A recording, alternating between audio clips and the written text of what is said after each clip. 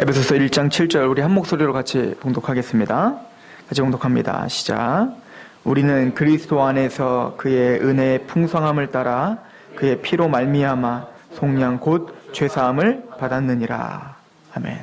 잠시 기도하겠습니다. 이 시간 말씀 중에 십자가만 영화롭게 되게 하시옵소서. 하나님의 복음만 영화롭게 되게 하시옵소서. 그 십자가를 통해 하나님만 영화롭게 되게 하시옵소서. 전하는 입술을 겸손케 하시며 듣는 하나님의 백성들의 마음을 낮아지게 하옵소서. 예수 그리스도의 이름으로 감사하며 기도합니다. 아멘.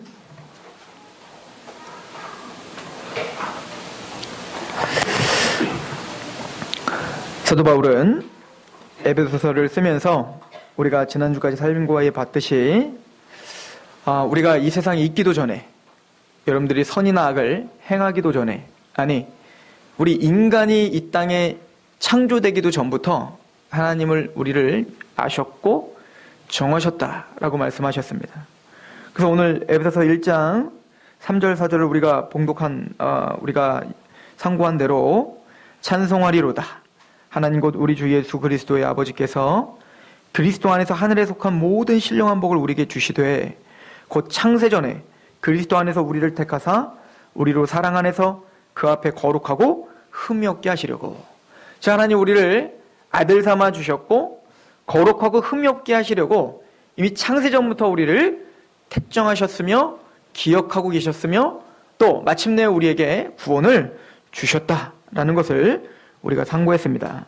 한마디로 말해서 하나님이 우리에게 구원을 주시는 사랑은 우리에게 이유가 없는 하나님의 주권적인 사랑이다라는 것을 성경은 가르쳐주고 있는 겁니다.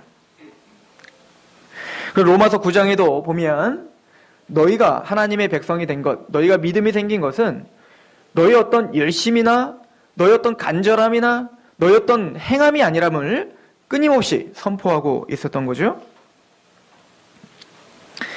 또한 이 사랑은, 하나님이 우리에게 부어주신 이 사랑은, 또 이 구원의 목적은 예수님의 십자가의 방편으로 성취되었다라고 오늘 사도는 이야기하고 있는 겁니다. 그래서 우리가 에베소서를 1장을 전에 한번 이야기했듯이 성부 하나님과 성자 하나님과 성령 하나님이 우리의 구원에 있어서 어떻게 역사하시는지를 설명하고 있는 대단히 중요한 성경이었음을 우리가 상고했던 것을 기억하실 것입니다. 오늘부터는 바로 그 성자 예수님이 우리의 구원을 위해서 어떤 대가지불과 어떤 사랑을 베푸셨는지, 하나님의 이 예정을 이루시는 방편인 그 십자가가 우리에게 어떤 의미인지를 배우는 시간이 될 것입니다. 오늘 말씀은 아주 중요한 교리를 담고 있습니다. 그의 피로 말미암아 속량 곧 죄사함을 받았다라고 합니다. 이 속량이라는 단어는 구속되었다라는, 대가지불이 되었다라고 하는 뜻입니다. 즉 우리의 죄값을 예수님, 하나님이신 그 죄를 모르시는 예수님이 우리를 대신하여 대가지불을 했다라고 하는 단어입니다. 교회에 역사적으로 이 복음을 훼손시키려고 하는 많은 노력들이 있었습니다. 그래서 하나님이 진노하고 계신다는 것을 인정하지 않았어요. 아니에요. 사랑의 하나님이, 은혜의 하나님이, 그렇게 자비로운 하나님이 화를 내고 있다는 것이 도무지 믿겨지질 않았던 겁니다. 어떤 극단적인 사람들은 그래서 구약의 이스라엘 백성들을 막 징계하고 막 사람들을 죽이고 그렇게 파멸시키는 하나님은 그 구약의 하나님이지 신약의 하나님은 그런 하나님이 아니라는 겁니다. 그러나 그것은 대단히 큰 이단입니다. 하나님은 진노하실 수 있습니다. 왜냐하면 이것은 단순히 하나님이 우리처럼 뭔가 내 마음에 들지 않을 때 화가 난다는 개념이 아닌 거예요. 하나님은 사랑의 하나님입니다. 하나님은 자비롭습니다. 하나님은 자기 자녀를 사랑하되 자기 아들을 죽이기까지 사랑하시는 그런 그 자비가 풍성하신 하나님이십니다. 그러나 그분은 사랑하기 전에, 자비롭기 전에 그분은 공의로우시며 그분은 거룩하십니다. 하나님의 제1 속성은 사랑이 아닙니다. 하나님의 제1 속성은 자비가 아니란 말이에요. 하나님의 제1 속성은 거룩입니다. 그래서 그룹들이 하나님을 찬양할 때 거룩하다, 거룩하다, 만군의 여호와 거룩하다라고 찬양합니다. 그 하나님의 거룩성은 우리가 지난주에 살펴봤지만 이사야도, 요한도, 다니엘도 그 하나님의 거룩함 앞에 섰을 때 할 말이 없었으며 죽은 자처럼 넘어질 수밖에 없는 그 영광스러운 거룩함이란 말입니다. 즉 그 거룩하신 하나님은 그 죄와 타협할 수 없는 분인 거예요. 그 죄를 용서할 수 없는 분인 겁니다. 이렇게 생각해 보십시오. 우리는 삼겹살을 너무 좋아합니다. 그죠? 안 먹으면 자꾸 땡기잖아요. 고기가 너무너무 좋은 거예요. 너무너무 먹고 싶습니다. 게다가 며칠 동안 밥을 먹지 않아서 너무너무 허기져요. 그냥 막 맨날 삼겹살이 먹고 싶어서 맨날 그렇게 막 상상만 해도 막 군침이 돌 정도로 그렇게 여러분들이 갈망하고 있다고 생각해 봅시다. 그런데 돼지 한 마리가 있습니다. 근데 그 돼지고기는 이미 부패할 대로 부패해서 거기에 구더기와 그 온갖 더러운 것이 거기에 가득 묻어 있습니다. 우리가 삼겹살을 너무 좋아하고 고기를 너무 사랑하지만 그것은 감히 먹을 수가 없는 거예요. 왜냐하면 우리는 우리의 육체란 그 상한 것은 구역질이 날 정도로 혐오스러울 정도로 아무리 배고파도 우린 타협할 수 없는 게 있단 말입니다. 마찬가지로 만물보다 심히 부패한 게 사람의 마음이라 누가 능히 이를 알려오마는 거룩하신 하나님이 보기에 만물보다 그 썩어 빠진 그 부패한 돼지고기보다 훨씬 더 부패한 게 사람의 마음이라는 것입니다. 누가 능히 이를 알려오마는 우리는 아담이 타락함으로 말미암아 전적 부패, 너무너무 더러워져서 또 전적 무능, 이 우리가 얼마나 더러운지조차 인식하지 못하는 그런 무지한 사람들이라는 거예요. 어제는 우리 하준이랑 우리 아내랑 같이 차를 타고 가고 있는데 좀 위험한 길이에요. 도로가 굉장히 좁은데 아이들이 초등학생인 것 같아요. 한 10대 명이 한 8명 정도 되나? 그 아이들이 자전거를 타고 갓길로 자전거를 타고 쫙 가고 있는데 삐뚤빼뚤 가고 있고 어떤 애는 막 그 길은 보통 한 7, 80km를 달리는 길이란 말입니다. 그걸 보는데 너무 아찔한 거야. 우리 아들이 만약에 그 길을 자전거 타고 간다 그러면 저는 막 혼날 것 같아요. 근데 가만히 생각해 보니까 제가 초등학생 때 저희 아버지가 자전거 가게를 하지 않았습니까? 자전거를 제가 얼마나 잘 타는지 자전거를 타고 지금 생각해 보면 지금 그 길보다 훨씬 좁은 길인데 그 작고개라고 하는 고개가 엄청 깊어요. 그래서 눈만 오면 어떤 차도 못 올라가는 그런 곳이에요. 그리고 거기는 자동차들이 사람이 안 다니는 곳이기 때문에 한 100km 달리는 곳입니다. 그런데 그곳에 갓길도 없는 그곳에 제가 초등학교 한 3, 4학년 때부터 자전거를 타고 거기를 막 손상해서 내려갔단 말입니다. 그때는 전혀 위험한 걸 모르는 거예요. 왜죠? 무지하기 때문에 그런 겁니다. 그게 얼마나 위험한 건지를 전혀 인식하지 못하는 아직 성장하지 못했기 때문에 그런 거예요. 그러나 이제 제가 다 크고 자녀를 키워보니까 그게 얼마나 위험한 짓인지 그게 얼마나 모든 것을 아는 사람이 보기에는 얼마나 위태로운 것인지 이제야 알겠는 겁니다.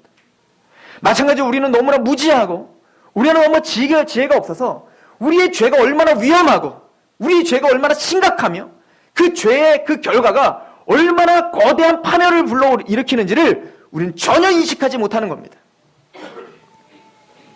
그래서 오늘 사도 바울은 8절에 이렇게 이야기합니다. 이는 그가 모든 지혜와 총명으로 우리에게 넘치게 하사 하나님의 지혜와 총명이 우리를 넘치게 하지 않으면 우리가 어떤 존재인지 하나님 왜 죄를 분노할 수밖에 없는지 왜 죄를 진노할 수밖에 없는지를 우리는 모르는 존재들이라는 거예요. 즉 우리의 부패성이 얼마나 하나님이 보시기엔 치가 떨리고 혐오스러운지를 우리는 알지 못하는 겁니다. 우리는 우리의 죄가 얼마나 큰지를 알고자 한다면 십자가를 묵상해야 됩니다. 또한 그 십자가를 정면으로 바라봐서 그 십자가의 고통이 얼마나 큰 고통인지를 깨달아야 됩니다. 로버트 리탐이라고 하는 교수는 그리스도께서 당하신 일의 깊이를 측정하려면 우리는 영원히 지옥에 있어 봐야 할 것이다. 또 우리가 예수님의 십자가의 고통이 얼마나 큰 고통이었는지를 우리가 알고자 한다면 영원한 지옥 형벌을 받아봐야 알 거라는 거예요. 즉 우리는 이 무지한 인간들은 우리가 얼마나 큰 죄인인지 얼마나 부패했는지 또 그 죄의 형벌이 얼마나 가중한 것인지 그래서 하나님이 우리 죄인들을 향한 그 진노와 분노가 얼마나 큰 것인지 전혀 인식하지 못하고 있다는 것입니다. 그래서 우리는 십자가를 바라봐도 그냥 그걸 하나의 액세서리로 바라보고 있는 거예요. 십자가를 바라봐도 그냥 어떤 교양 있고 멋있고 나를 좀 더 나는 종교인입니다라고 하는 어떤 액세서리로 하나에 치부해버리고 있지, 그 십자가가 얼마나 혐오스러운 것이며 그 십자가가 얼마나 저주스러운 것이며 그 십자가가 얼마나 하나님의 진노의 열매인지를 우리는 전혀 인식하지 못하는 겁니다. 그리고 우리는 담대하게 크리스찬이라고 이야기하고 있는 것입니다. 사도 바울은 나는 십자가 외에는 알지 않기로 결정했다고요. 나는 십자가 외에는 전하지 않기로 결정했다고 했습니다. 근데 우리는 그 사도 바울이 목숨을 걸고 알기로 결정했고 전하기로 결정했던 그 십자가가 어느샌가 교회에서 사라져버리고 있는 것입니다. 그리고 이것이 얼마나 심각한 상황인지도 우리는 인식하지도 못하고 있는 것입니다. 우리는 사랑하는 사람을 위해서 영적으로 죽은 이야기들을 많이 알고 있습니다. 제가 군대에 있을 때 우리 중대 이름이 하나가 제구중대예요. 제구중대. 왜냐면 강제구 소령을 한 거예요. 이 강제구 소령이라는 사람은 전쟁 때 자기 부하들을 살리기 위해서 폭탄이 떨어졌을 때 그 폭탄을 자기의 몸으로 투신하여서 자기의 몸이 찢어지는 고통으로 자기의 부하들을 살린 사람을 기념으로 해서 제구중대. 막 그래서 우리는 제구의 강제구 소령의 후예들이다. 막 이런 부대들이 되게 많아요. 우리가 예전부터 봤던 우리나라 고전 이야기도 심청전 하나만 봐도 자기 아버지를 눈을 뜨게 하기 위해서 어떻게 해요? 심상수에 자기의 몸을 투신했던, 자기의 몸값을, 자기의 피값을 대가지불로 자기 아버지의 눈을 뜨게 했던 그 헌신을 봅니다. 또한 외국의 소설도 마찬가지죠. 외국의 아이의 이야기도 마찬가지죠. 인어공주 얘기를 제가 잘 모르다가 우리 아이들한테 읽어주다가 제가 알았어요. 끝이 굉장히 비참한 끝이었다는 걸. 나중에 그 사랑하는 왕자를 살리기 위해서 자기가 물거품이 돼서 사라져버리는 거 아닙니까? 십자가 이야기는 그런 영웅적이고 아름다운 이야기가 아닙니다. 십자가 이야기는, 십자가라는 것은 가장 혐오스러운 것이며 그 당시에 가장 악랄하고 가장 치욕적인 사람들이 달리는 곳이 십자가였습니다. 그 어떤 미사옥으로도 그 십자가를 포장할 수는 없습니다. 우리 요한복음 3장을 한번 가보시겠습니까? 요한복음 3장.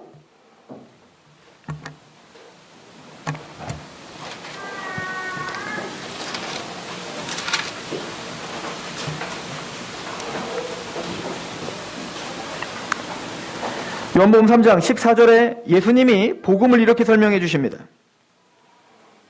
모세가 광야에서 뱀을 든 것 같이 인자도 들려야 하리니 이는 그를 믿는 자마다 영생을 얻게 하려 하심이라.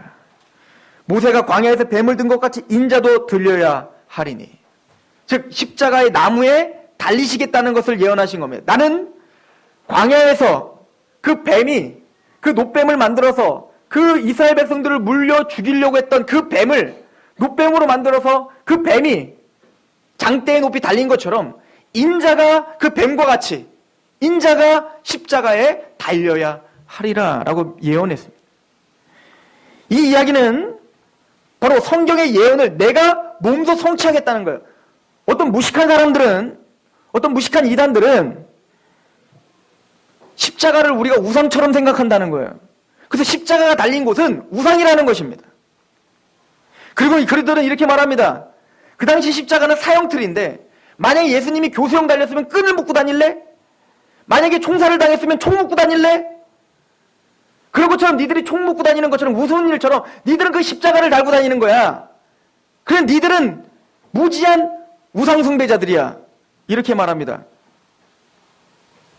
그들이 무식한 거예요. 예수님 총살로 죽임당하지 않으실 겁니다. 예수님 교수형으로 죽임당하시지 않아요. 왜냐하면 구약에 이미 예언됐어요. 그분은 나무에 달리셔야만 됐습니다.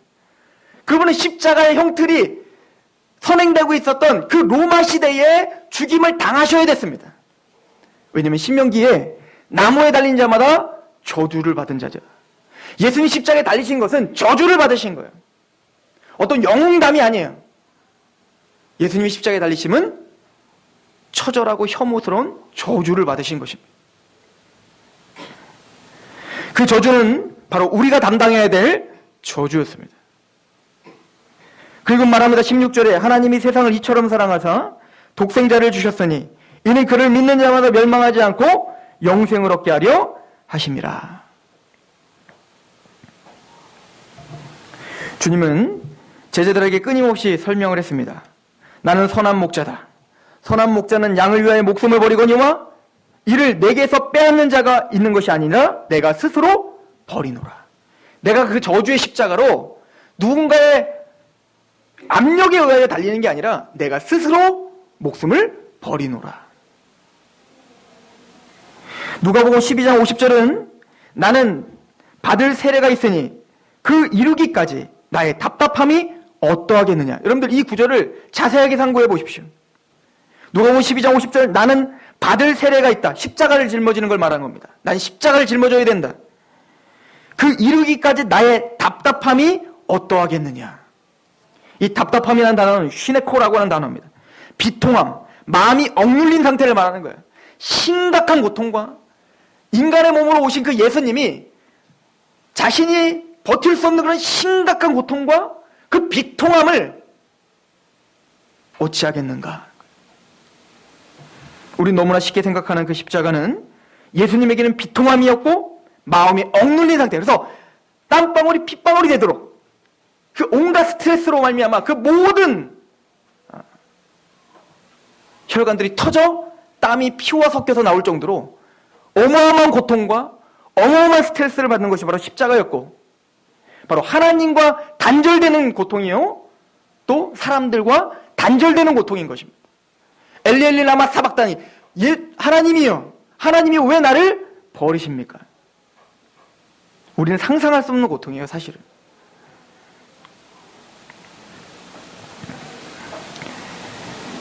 히브리서 5장 7절에 보면 그는 육체에 계실 때에 심한 고통과 눈물로 간구와 소원을 올렸다라고 말합니다.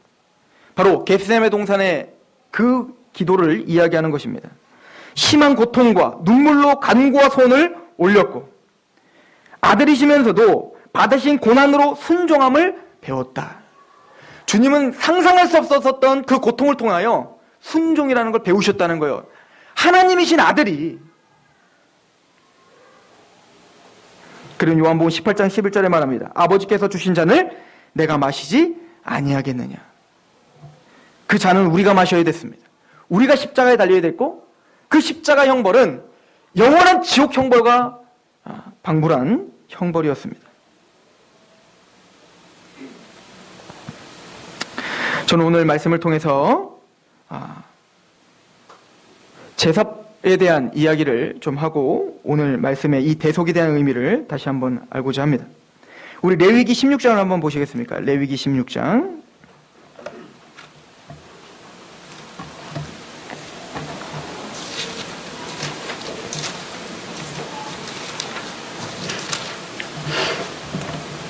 레위기 16장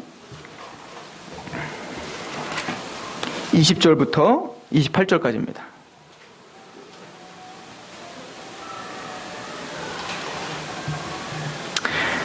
(1년에) 한 차례 이스라엘의 모든 죄를 위해서 대제사장이 지성소에 들어가는 대속제일의 제사를 가리키고 있는 것입니다. 20절부터 제가 한번 읽어보겠습니다. 그 지성소와 회막과 제단을 위하여 속죄하기를 마친 후에 살아있는 염소를 들이되 아론은 그의 두 손으로 살아있는 염소의 머리에 안수하여 이스라엘 자손의 모든 불의와 그 범한 모든 죄를 아뢰고 그 죄를 염소의 머리에 두어 미리 정한 사람에게 맡겨 광야로 보낼지니 염소가 그들의 모든 불의를 지고 접근하기 어려운 땅에 이르거든 그는 그 염소를 광야에 놓을지니라.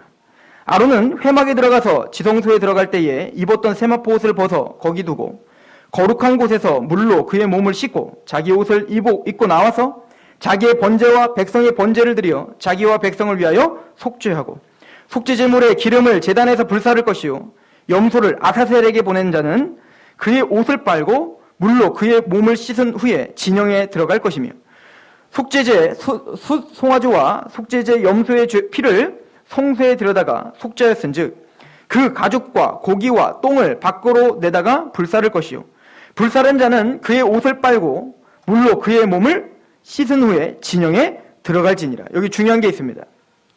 여기에 보면 아세살 염소라는 게 있어요. 이 대제사장은 이스라엘을 대표해서 그 이스라엘의 죄를 홀로 지는 대표자로 섭니다. 그리고 이 대표자인 대제사장은 송아지를 잡습니다. 그리고 그 송아지를 이 백성들을 위한 피해 제물로 드립니다. 그리고 염소 한 마리를 잡아서 그 염소에게 손을 얹고 안수합니다. 그 안수할 때 뭡니까? 대제사장이 대표로 이스라엘의 대표의 모든 죄를 짊어지고 대제사장이 염소에게 손을 얹어 기도할 때 안수할 때 그 이스라엘의 모든 죄가 그 대제사장의 안수를 통해서 어디로 가는 거예요? 양에게로 그 염소에게로 전가되는 거예요. 그러면 그 염소 한 마리를 어떻게 합니까? 죽여서 그 염소의 피를 제단을 정결케 하고 또 속죄의 제물로 바칩니다. 그리고 염소 한 마리를 더 택해서 그 염소에게 안수를 해서 그 염소는 죽이는 게 아니라 그대로 데리고 가서 광야에 멀리 보내버리는 겁니다. 이 두 가지 의미는 바로 예수님의 피가 대제사장이신 예수님이 우리의 대표가 되셔서 두 번째 아담이 돼서 마지막 아담이 되셔서 우리의 모든 죄를 짊어지고 우리의 속죄의 제사를 드리는 대제사장인 걸 설명하고 있는 것이며 또한 그분은 그 염소와 숭아지처럼 흠이 없는 정결한 짐승, 즉 그런 제물이 되셔서 스스로 본인에게 안수하신 거예요. 그래서 뭡니까? 우리의 모든 죄를 자신에게 다 전가시키고 그리고 두 마리의 염소의 의미는 첫 번째는 우리의 죄를 속죄, 우리가 죽어야 되는데 그 피를 흘리며 죽어야 되는 것처럼 우리가 영원한 형벌에 죽어야 되는데 예수님이 대신 죽으신 것이며 십자가에서 찢어주셔서 죽어주신 것이며 또 한 마리의 양은 광야로 내보내면 뭡니까? 이제는 그 죄를 짊어진 그 양은 광야로 유리하는 겁니다. 다시 진영으로 들어올 수 없는 것처럼 우리의 죄를 더 이상 기억지 않으심을 선포하고 계시는 거예요. 그런데 보십시오. 오늘 말씀에서 중요한 것은 27절을 보세요. 레위기 26장 27절. 속죄제 숫송아지와 속죄제 염소의 피를 성소에 들여다가 속죄하였은즉 그 가죽과 고기와 똥을 밖으로 내다가 불사라라. 그 제사를 드렸던 거기서 나온 가죽과 그리고 그 고기와 그 똥은 밖으로 나가서 어떻게 해요? 불사라. 너무 저주스러운 거기 때문에, 너무 혐오스러운 거기 때문에 아세살 양을 들고 가는 그 사람도 그 아세살, 우리의 모든 죄를 짊어지고 가는 그 아세살 양이 너무나 부정하기 때문에 그 양을 풀어놓고 와서는 자기를 위한 속죄제를 드려야 돼요. 왜냐하면 그 죄를 짊어진 아세살을 만졌기 때문에. 혐오스럽고 부정한 거예요. 그는 영문 밖으로 나가 불태워서 없애버려야 됩니다. 근데 그 십자가는 전 우주의 왕이시여 가장 거룩하신, 죄를 알지 못하시는 그 하나님이신 예수님이 고기와 가죽과 똥을 영문 밖으로 가서 불사른 것처럼 그런 대우를 받으셨다는 거예요. 예수님은 그래서 영문 밖에서 죽으신 것입니다. 히브리서를 가보세요. 히브리서 13장.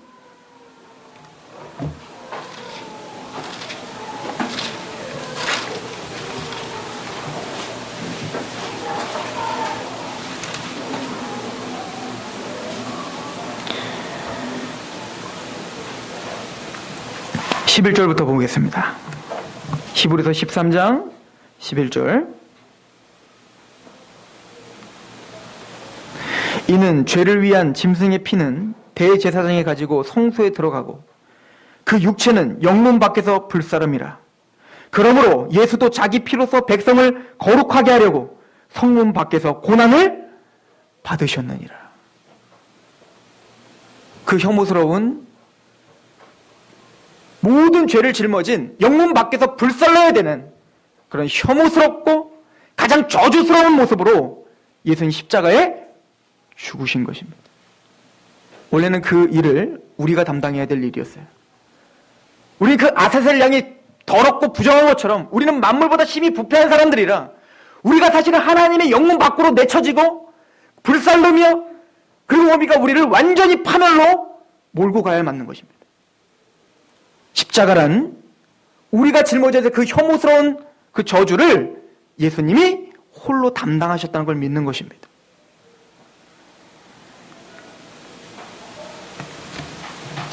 오늘 사도 바울은 에베소서에서 너희가 속량 곧 죄사함을 받았느니라 라고 말씀하시고 그 목적을 이렇게 이야기를 합니다. 에베소서 1장, 히브리서를 끼고 가세요. 다시 올 겁니다. 에베소서 1장을 다시 한번 가보십시오.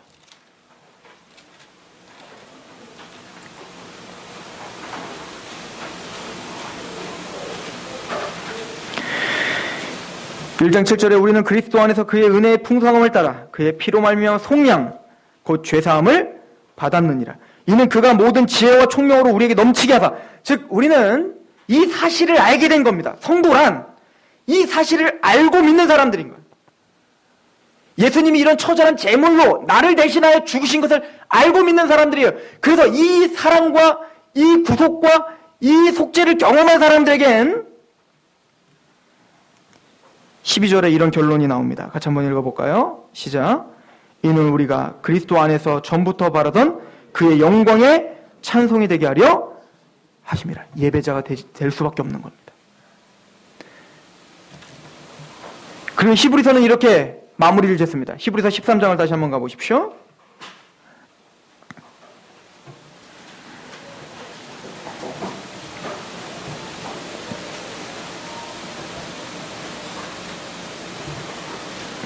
(12절에) 그러므로 예수도 자기의 피로써 백성을 거룩하게 하려고 성문 밖에서 고난을 받으셨느니라. 그런즉 우리도 그의 치욕을 짊어지고 영문 밖으로 그에게 나아가자. 여러분들 이게 무슨 뜻이라고 생각하십니까? 예수님은 우리를 위하여 영문 밖으로가 그 가장 더러운 치욕을 받으셨습니다. 그걸 우리는 믿는 사람들입니다. 그게 성도입니다. 그럴듯하게 좋은 옷을 입고 예배당에 나와 하나님이라는 이름을 부르고 그리고 그 하나님에게 다른 이방 잡신들을 믿는 것처럼 우상 숭배자들처럼 영화롭고 영광된 길을 걸어가려고 하는 사람들이 아니라 그 십자가를 알아 그 십자가의 길을 걸어가는 사람들인 거예요.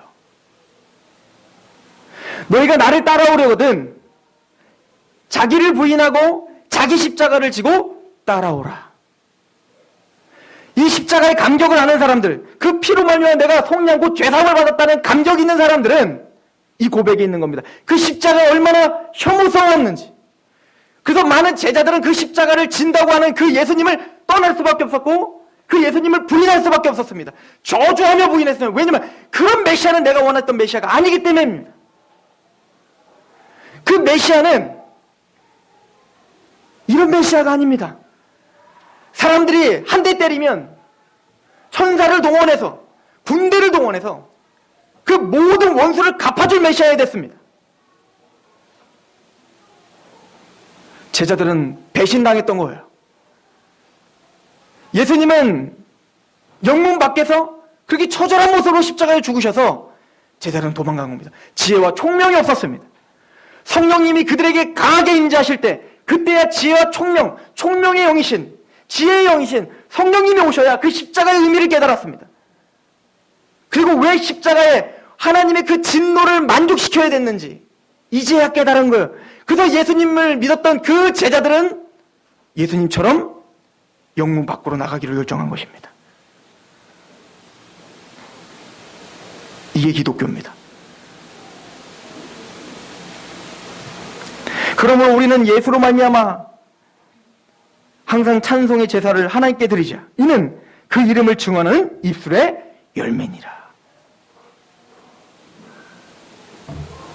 히브리서 13장 13절은 그렇게 말합니다. 그런즉 우리도 그의 치욕을 짊어지고 영문 밖으로 그에게 나아가자. 우리가 여기에는 영구한 도성이 없으므로 장차 올 것을 찾나니. 15절 다시 한번 같이 읽어볼까요? 시작. 그러므로 우리는 예수로 말미암아 항상 찬송의 제사를 하나님께 드리자. 이는 그 이름을 증언하는 입술의 열매니라. 이 교회가 그 십자가를 정확하게 묵상하고 이 십자가에 감격한, 또 이 십자가에 몸둘 바를 모르는 그 경배와 찬양이 살아나길 소망합니다. 또한 그 예수님이 영문 밖에서 십자가에 죽으셨던 그 삶을 예수님이 스스로 자원하여 걸어가셨던 것처럼 우리가 그 길을 가야 될 줄 믿습니다. 기도하겠습니다.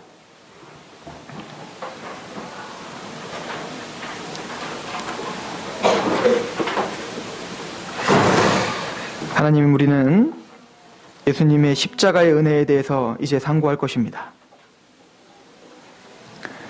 그 십자가의 그 의미, 기독교의 중심인 그 십자가를 묵상하며 우리의 삶을 되돌아볼 것이며 우리의 예배를 되돌아볼 것이며 우리의 신앙을 되돌아볼 것입니다. 그 크신 대가지불을 통하여, 그 희생을 통하여 우리를 살리신 그 하나님 앞에, 그러므로 이제 너희 육체를, 너희 몸을 거룩한 산제물로 드리라, 이것이 영적 예배니라 했던 그 말씀 앞에 우리가 한마디를 찬양하던, 우리가 무슨 일을 하든 그 십자가를 품고 참된 예배자로 서 있을 수 있도록 우리를 붙잡아 주옵소서. 예수님의 이름으로 감사하며 기도합니다. 아멘.